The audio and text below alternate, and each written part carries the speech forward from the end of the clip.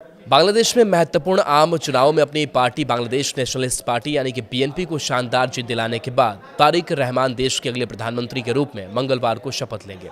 तारिक रहमान का शपथ ग्रहण समारोह बंग भवन के बजाय संसद परिसर के साउथ प्लाजा में आयोजित किया जाएगा। हालांकि शपथ ग्रहण के एक दिन पहले उन्होंने बोगरा 6 सीट से इस्तीफा दे दिया है।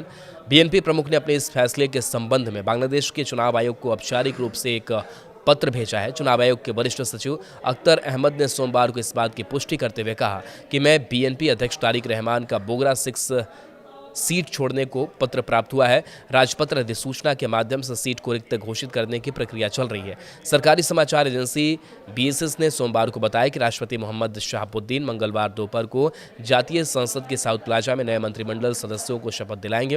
तारिक रहमान ने 13वां राष्ट्रीय संसदीय चुनाव 2 सीटें ढाका 17 और बोगरा 6 से लड़ा था।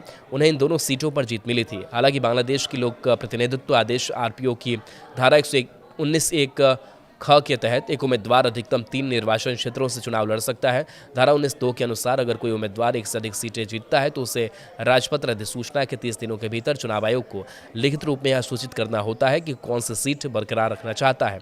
यदि कोई विकल्प सूचित नहीं किया जाता है तो चुनाव आयोग किसी एक सीट को बरकरार रख सकता है और अन्य सीटों को रिक्त घोषित कर सकता है। ऐसे में किसी भ्रम की स्थिति से बचने और संविधान के अनुसार तारिक रहमान ने प्रधानमंत्री बनने से पहले बोगरा 6 सीट से इस्तीफा दिया है। अब वह सिर्फ ढाका 17 सीट का प्रतिनिधित्व करेंगे।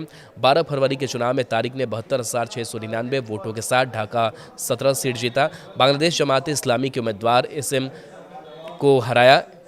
एसएम खालिदुज्जम्मा को 68,300 वोट मिले। वहीं तारिक रहमान ने बोगरा 6 में 2,16,284 वोटों के साथ जीत हासिल की और जमात इस्लामी के उम्मीदवार आबिदुर रहमान सुहेल को हराया, जिन्हें 97,626 वोट मिले थे।